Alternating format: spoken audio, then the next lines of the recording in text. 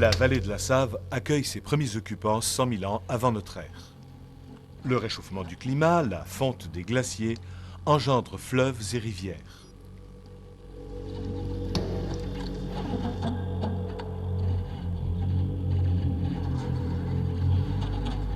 Dans les vallons encaissés du Savès, la toundra laisse la place aux forêts. Chasseurs-cueilleurs, les premiers Savésiens sont nomades. Ils suivent la migration des troupeaux.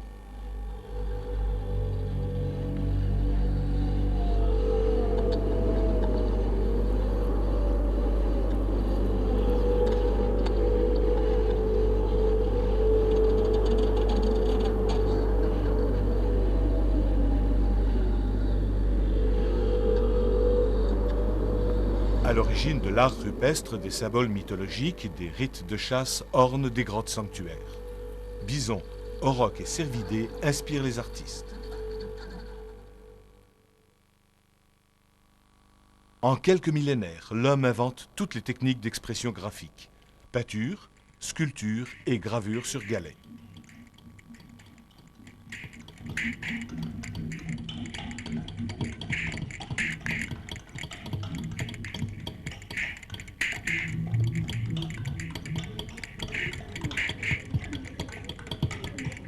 L'occupation du Savès nous laisse de cette période des galets taillés, hachereaux et bifaces de tradition acheléenne.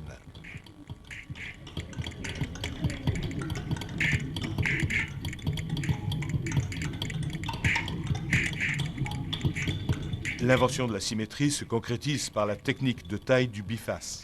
Galet aménagé sur ses deux faces et terminé en pointe.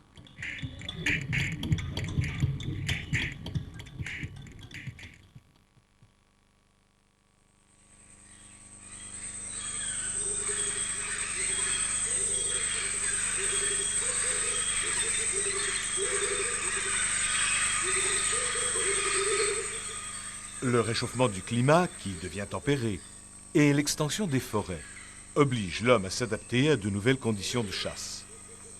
C'est au Mésolithique, environ 8000 ans avant notre ère, période qui signe la fin des ères paléolithiques, que l'arc apparaît. En bois d'if ou d'orme, il devient l'instrument idéal pour la chasse. Les armatures de flèches sont constituées d'éclats de silex retouchés. Elles sont perçantes, foliacées ou tranchantes, trapézoïdales.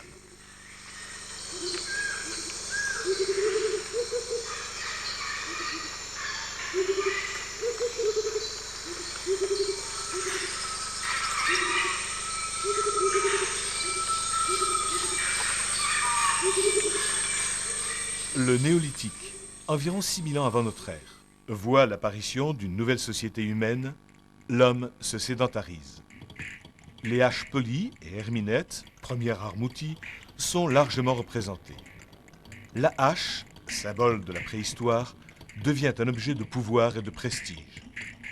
Attribut des chefs de communauté et des guerriers, les haches s'échangent et donnent naissance à un véritable négoce. Objet d'apparat, ces joyaux de pierre, polis à la perfection, traduisent l'immense talent des artisans du néolithique.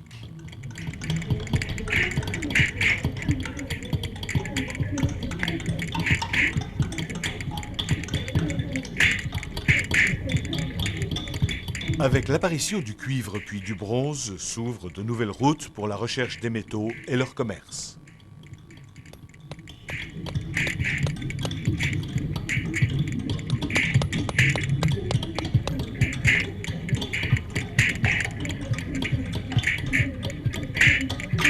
L'homme organise sa vie et n'oublie pas les tâches quotidiennes. L'agriculture engendre une nouvelle alimentation à base de grains. La conservation des aliments renouvelle l'art de la céramique.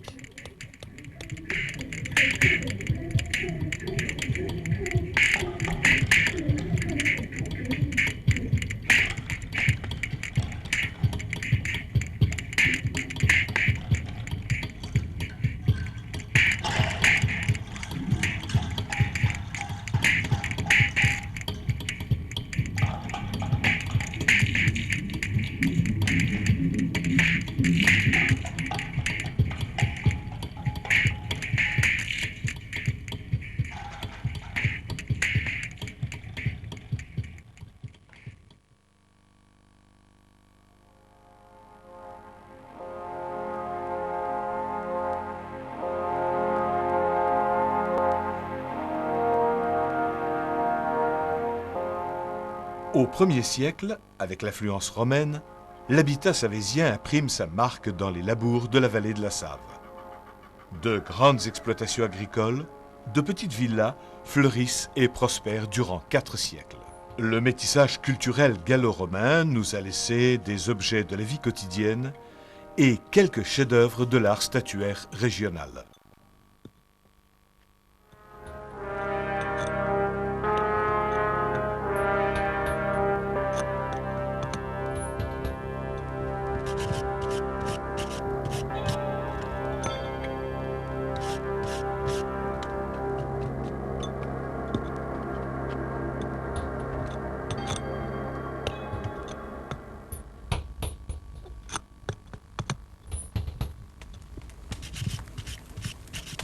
Les artisans, regroupés en vici, produisent de façon industrielle. Poterie luxueuse, la sigillée, jadis apanage des grands et des castes dirigeantes, se démocratise. C'est la société de consommation à la romaine.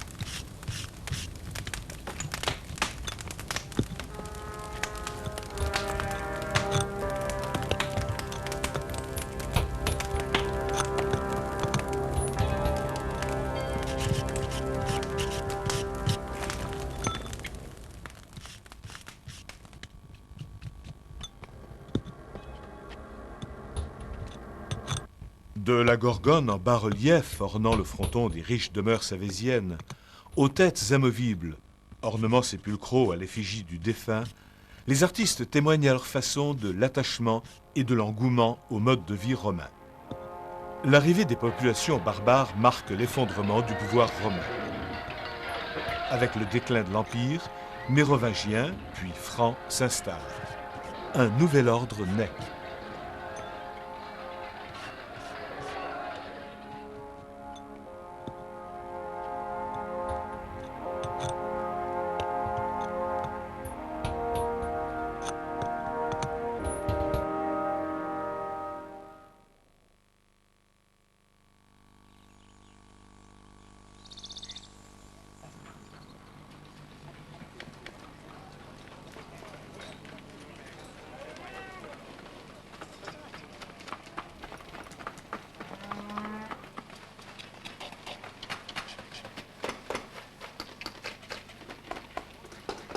Avec l'avènement du Moyen-Âge, l'habitat rural s'organise autour des demeures seigneuriales.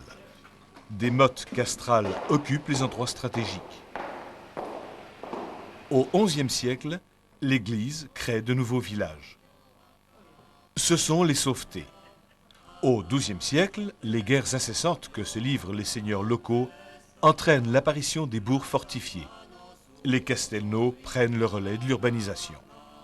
Le mobilier archéologique, typique de cette époque, nous a livré un lot de céramiques, cruches et pégots caractéristiques.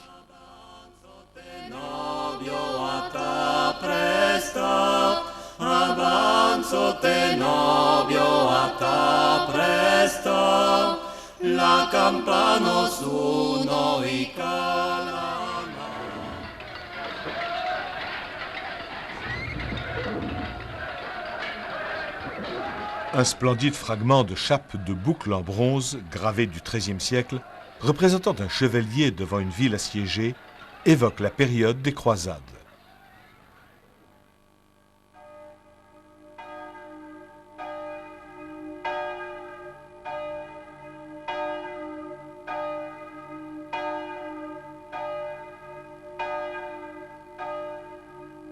Les XIVe et XVe siècles sont la proie des guerres, des épidémies et des désordres climatiques.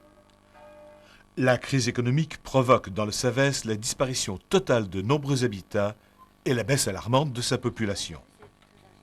Mais la reconquête du terroir sera spectaculaire et le XVIe siècle voit un nouvel essor économique et technologique, notamment dans la céramique. Les fouilles des crosses et des silos ont fourni de très beaux spécimens. La peste, qui sévit au XVIIe siècle dans le Midi, ruine une nouvelle fois le pays.